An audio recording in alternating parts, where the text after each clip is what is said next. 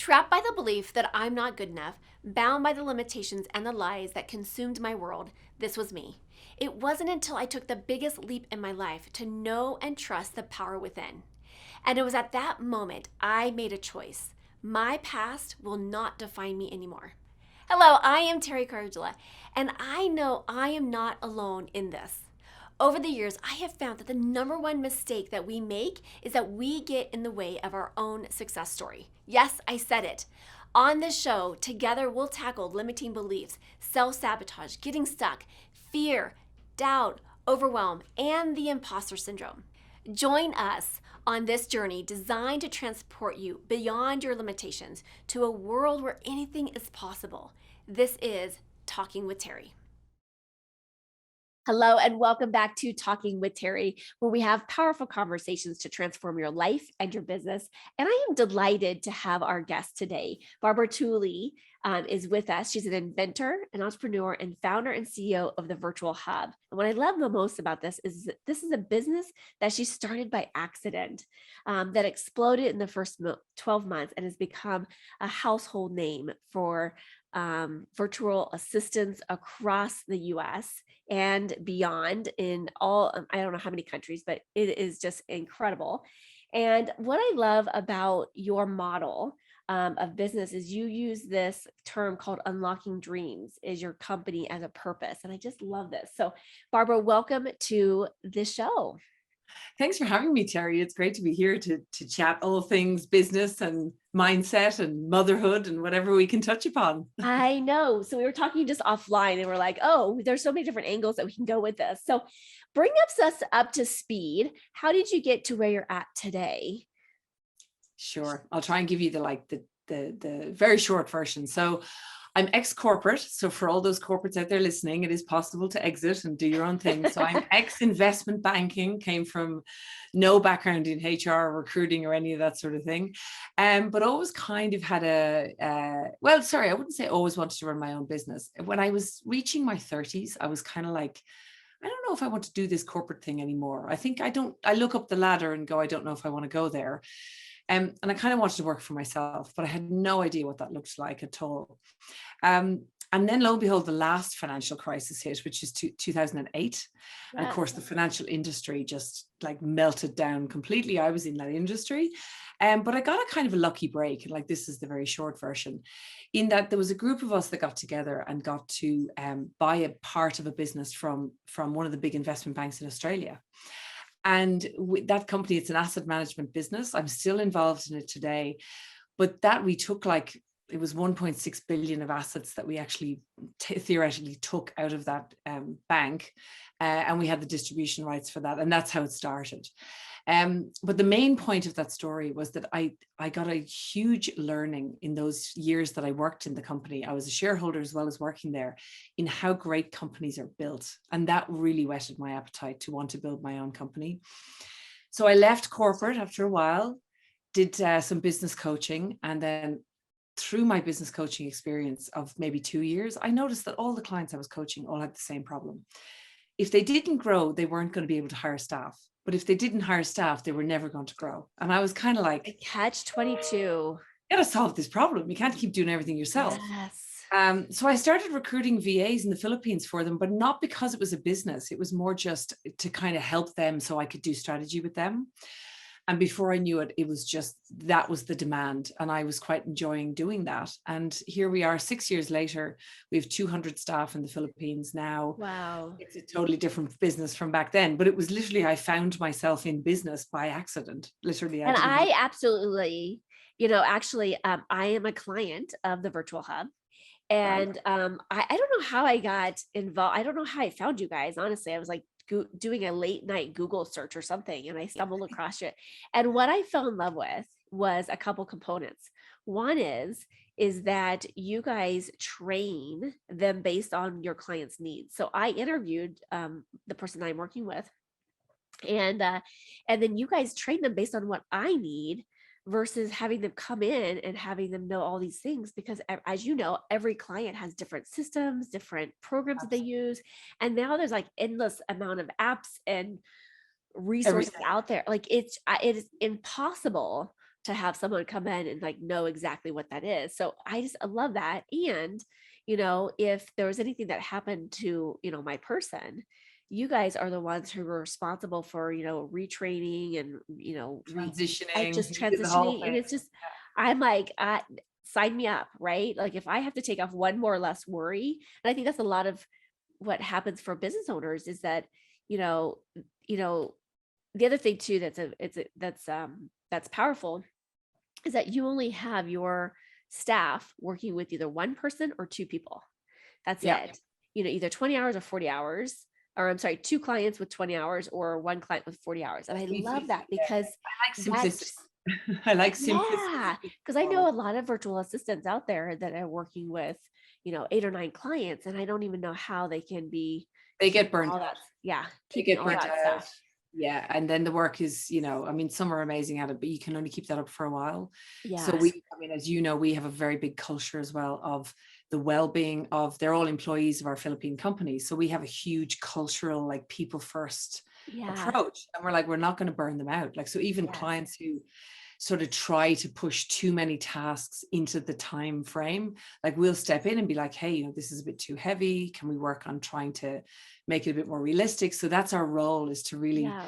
step into the middle of the relationship and make sure that we're reaching success for both parties and not just for clients. Like Yeah. you need a successful career for this person too, Yeah. and unlock their dreams. So the unlocking dreams concept actually comes from this theory that, I know that there's no business owner out there that went into business without a dream of some form. And that dream definitely was not working 15 hours a day, 7 days a week with no breaks and never getting a let up from it and making no money, right? That's, but Right. how many business owners end up doing that, right? And then similarly for the people that we employ, they're not going, they have dreams for the careers that they want to build and the types of clients they want to work with and what they want to learn and the lifestyle they want to have. So we take those two things into account. And our job is to not realize any dreams, because we can't realize a dream for someone else, but we can unlock a pathway so that those two entities can come together and unlock their own dreams at the same time. That's That's where it beautiful. comes from. Yeah. So this business was started accidental because you were helping find a resource for your coaching clients. It has grown significantly, and it's just been super. I mean, you've created a household name Exploded. for yourself. Yeah. So what has been the biggest, I guess, maybe challenge or barrier or block that you've had to overcome in the building of this? Yeah, that's interesting actually. I mean, obviously there's been a few, but I think one of the things which could be a block, but it also turned into an opportunity for me. So this is interesting. I had never been to the Philippines when I started this business, right? I knew nothing about the Philippines. Mhm. I had never led a team in my previous career. I had always done solo type roles. I had never recruited anyone. I knew nothing about HR. And I'd never run my own company. Yeah. So you would think that those things would be huge blocks. But I think what I focused on, and this is a tip for anyone listening, all I did was I listened to the client and to the VAs. And I was getting this feedback all the time. Like there was huge complaints. I mean, in the beginning, it was a mess, right? There's people complaining and whinging and, oh my God, it was terrible. But I kept trying to go, right, just listen deeply and then try to keep rebuilding the entire business such that we keep answering for all these problems. And I was like, rather than seeing it as a complaint or, yeah, it's annoying in the beginning, but you can use that as the gold from which you can build from. And then the block of thinking, oh, well, I've never done this before. Forget that crap. I mean, just, don't worry about it. I had no experience in any of this. And I had to learn, incrementally myself. And, it's a commitment to getting it right. And I guess I say this to people trying to delegate all the time. I go, delegating is not an easy thing to get right. And it's something that it's like mastering delegation and systems and operations in business is a skill that you must master. You're not naturally going to be good at it. You have to continue to hone it like your leadership skills. Yeah. So I think that's yeah, it turns into your opportunity if you commit to the learning and doing. That's powerful. And like you said, like delegation, I think a lot of us have this head space around it costs too much. It's they're not going to do it correctly. Yes, there's some upfront learning but when we teach someone, and yes, there is some time that we have to take to teach somebody, but once we do that, they're off and running, like, right? Like, Yeah. yes, we have to invest in that person for a little short time, but then that gives us freedom, Oh, the time freedom. dividends, the dividends it pays later Oh are my goodness. enormous. Is Otherwise, you enormous. end up doing the same thing. Like I say this to people who say to me, I don't have time for that. I go, okay, well then in 12 months time, you're going to be doing the same as you are today. And you definitely won't have time then. So Yeah. it's about slowing down now. Sometimes you have to take a step back in order to take 2 steps forward, which sounds like a cliche, but it's totally true in this Yes. scenario. And I mean, look, I run a company, it's got 200 people. Well, there's one other person, but at the moment, I'm pretty much the only person who is not in the Philippines. Most of my team grew up from VAs themselves. Some of the head of HR, I hired her in. She was a big role, but most of them, I have mentored them up. I have worked with VAs that other clients were like, nah, can't work with them. And I'm like, I'll work with them. And some of those have gone on to be super successful on Yeah. our internal teams. So it is about saying, okay, what are the strengths of this person? What's the training gaps? Where's the communication gap? What's their style? What's my style? There's a lot to the delegation game that people just kind of don't realize. It's simple, but not necessarily easy. So you Yeah. always have to lay off yourself and go, it's not easy, right? But committing to it can pay the largest dividends to any business. What do you think is the biggest challenge that entrepreneurs have about delegating to like a VA? Or because a VA, I think, there's so many specialties within a VA that we get to pick and choose, but like just taking that next step for Yeah. that business expansion, like what do you find has been the biggest challenge with working with employees? Yeah. So now this is going to sound kind of, not fair, but it's because all business owners are like, go hell for leather putting the work in to most other Yes. things. But Yes. with this thing, they don't want to put the work in. Everybody wants to put the work into the fun stuff like marketing and social media and like product delivery and like getting the Yes. thing right and talking to the client or whatever it is that is your thing. Process mapping is like, for some people, is worse than sticking needles in their eyeballs. Like they just don't want to do it and they just won't admit. And Yes. the idea of building a machine, a business is a machine, whether we like it or Yes. not. It has impact and it can be beautiful, but the machine element is something most business owners shy away from, and it's operations. And Yes. if you want to delegate effectively, you first must have the right operational framework such that you can plug anybody into it. And then, you need training and all that on that side. But there's work to be done that is a little excruciating for the majority of entrepreneurial types of people, because the nature of an entrepreneur is you want to go after the fast stuff and you want to, you're hunter, not farmer, and to Yes. farm takes time and fertilizing the soil and, showing the love and all that sort of stuff. So that's why it's hard. But, committing to it will raise the asset value of your company. This is the other thing. This is completely outside of VAs. But the asset value of a company is way higher the more systemized it is and the lower the cost of people you can put in to run it. And that is a fact. So it is Yes. worth it to commit to it. I love this. And we were talking kind of offline here, talking about systems and structure. And that's so powerful. Like when you have, I mean, that's why small, in the US, that's why McDonald's is so successful. It's the smallest, most successful, one of the most successful, small businesses models, right? Because everything is systemized, right? And so we were talking about the book E-Myth Revisited, and they talk about just the systems, like having the systems and structure changes everything. Because you can you can have someone leave and you can replace that person really Exactly. quickly and simultaneously to still keep the business growth model going. And so, And you're not going to be held hostage then by, you never find yourself held hostage by the person who has the IP. So the person who's like, Yes. excuse me, I want way more money because I hold all the IP. Well, you will have those types of people in the business too, but it means then you can have what I call a high-low strategy. You can have like the super talented, quite highly paid positions, a small number of them in your company, or you can even hire them in as consultants and not actually have them in your company at all. Yeah. And then have most of the execution work, which is 80% of the stuff that needs to be done.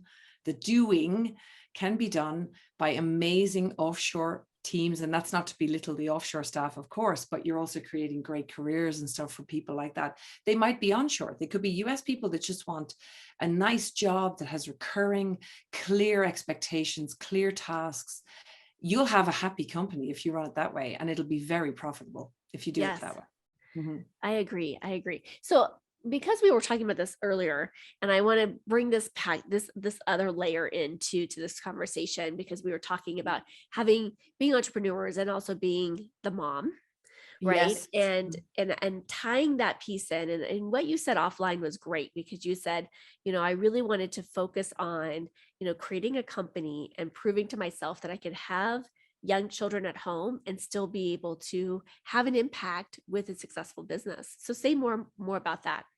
Yeah, so that's it. Yeah, that was I was almost like a, red rag to a bull when I was back in corporate, and I was talking about, with our CEO, who was my boss at the time, who I love to bits and is still a friend of mine. And I remember him saying to me, he goes, Barb, you're at an age in your life where I know you want to have a family, and like, you should stay here, you should stay in corporate and take your maternity leave. And I remember just feeling so kind of like, really, is that where it's going to come to? Like, I can't do this because I want to have children. Yeah. And the world is against us as moms. It is very hard. Like, it's really exhausting. And I kind of set out on a path to prove that I could run a company from anywhere, right? So I also have moved from Australia to France, and nothing has changed in my business at all. It had to be online for me. It had to be something that was ability to run from afar. And it had to be something I could run while having children. And the interesting thing is, from building this company, I've realized that you can do this with any company. The committing to the operations, to the frameworks, and to the delegation and the leadership has freed me to be able to not only be pregnant and give birth and have children, but also now have young children, and to sort of be very present in my business, but also very present with my family. And that was very important to me. Now, the one thing I learned, though, and here's the like golden tip that I missed out on. I remember thinking, you can do it 50-50. And I was all excited about this concept until I sort of burnt myself out slightly, going, oh, I forgot about me. So I was like, you can be 50% mom, 50% business owner, entrepreneur. I was like, no, these days I'm like, you need to be 40-40-20. So you need to have space for you, the person, as well. So, and actually currently I'm working with my highest up leadership team right now on carving out a similar sort of structure for them. Like my head of client experience, for example, I need her to have strategic thought time. So like, maybe she just goes for a bike ride, but that's part of her job now. I'm like, I need you to go out and have space in here so that we can work on strategy. So, that's something I didn't get so right in the beginning. Yeah. Oh, that's powerful. And incorporating that into their job description is powerful. Yeah. Yeah. Very important. I mean, maybe not for everyone in the company, but definitely your people who need to think strategically. If they're doing all day long, and you might think, I'm like, well, if they're doing an 8-hour day, I think they need like 3 hours in that day where they're kind of doing nothing. or like part of their role is to go and do their fitness or their passion or whatever it is. They need to be able to do that. So that's important for their mind. Yeah. That's powerful. I love that. Mm-hmm. So let me ask you this. What has been something that's been powerful for you? A tip, a tool, a strategy that has been helpful for you in this journey for yourself that you can share with the listeners? So first of all, I have a tool that changed my life when I found it. And that tool is a very simple tool. It's free, called Asana. There's also Trello. So that's the same. It is a project management tool. And some people will be like, I don't need that. Well, there's an app on your phone. I run a 200-person company sometimes from my phone because of Asana. It is the most powerful tool that changed how I ran business, how I run everything. And all of our team communicates inside of Asana, and we're all on the same flow. So that's number one. And then a book that changed my life, which I would highly recommend, is the book Scaling Up by Vern Harnish. I read it once on a flight going to the Philippines, and I came back from that Philippine trip and I completely rebuilt the entire company on that book. So I went on to do the course. I did the course last year, the online program with them, and it just blew my mind. So Scaling Up, the Growth Institute, Vern Harnish, amazing book and course. Yeah. All right. I about have not read that, but scaling operations and all that kind of thing is in there. How to do it. Yeah. I love it. I love it. I have not read that book, but it is now on my list It's great. to read and listen to. So thank you. And again, the Asana and or Trello, those are systems that just help manage. They allow you to, know what's going on at a glance without having to get into the weeds. And so it's just some, finding out for your business, what works for you. And Asana and Trello can be used across any industry, I believe, in any type of business model. So very powerful. I love it. Well, thank you so much for being here and coming to us straight from France. So appreciative of your company. And I am so appreciative. Like, I have been referring people all the time because I just love the model. And I love how you treat your staff. And I love how it's different. It is really different than anything that I have found to be true. And so I just absolutely appreciate you for having this accidental business success here, because you're helping other people like myself build a company that we can absolutely, change lives. I mean, that's your unlocking dreams of your company. And outsource stuff that I'm not a brilliant, and that I'm not a genius in. Malou, my assistant, is fantastic at doing, like, sometimes I'll say, can you do this? And she's like, let me get back to you. And then she's like, yes, I can. And I'm like, oh my gosh, like that just freed up another 15 minutes of my life, And so looking at, for folks that are listening to us, look at what is it that is not in your zone of genius? What can you outsource? And I know on your website, I'm going to tell people about this because I hope it's still there. Yeah. They have a task list, like a VA task list, a master task list. And for me, I was like, one of the things I had a hard time wrapping my head around, outsourcing things was like, what are they going to do? And so when you see this list, I literally printed it out and I went through and I highlighted everything that they could do for me. And then I gave it back to them and said, okay, this is what I need. And it was so effortless. And I'm like, okay, then we created a plan around that. And then, over the, course of 3 to 5 months, we tweaked things. We're like, oh, we didn't really do this. We're doing it this way instead. And so there was a little process, but oh my goodness, absolutely love. So if you're interested in reaching out to the virtual hub, please do so. We're going to put down all the information down in the links as well. And then for anyone who, have questions, they have a great staff there. So reach out to them as well. And Barbara, where can they connect with you? Sure. So if you want to connect with me personally, LinkedIn is probably the best place to find me, and you can find out a bit more about me personally over there. So just Barbara Turley on LinkedIn. And then on our website, thevirtualhub.com, it is a wealth of content over there. I also have a podcast, shameless plug for my podcast, which is all about how to delegate to VAs. There's like all sorts of shows there. And if you really want to take this further, on our website as well, under the resources section, so thevirtualhub.com, there's a masterclass by me there where I delve into, the no-brainer strategy that we just kind of talked about here, and a bit more about how to actually get into the nuts and bolts of doing it, figuring out what you can actually get off your plate, and then the financial impact to your company of doing that. So that would be great. Yeah, jump on over there, and you can also book a call with us over there on our website. I love it. Thank you so much, Barbara, for being here today. Thank you. I am so grateful that you joined me for this episode. If you've enjoyed this, then there's just one thing that I would like you to do. Click to subscribe and leave me a rating and review. As my way to thank you, let's connect for a free consultation. Just reach out to me at talkingwithteri, that's TERI.com, to book your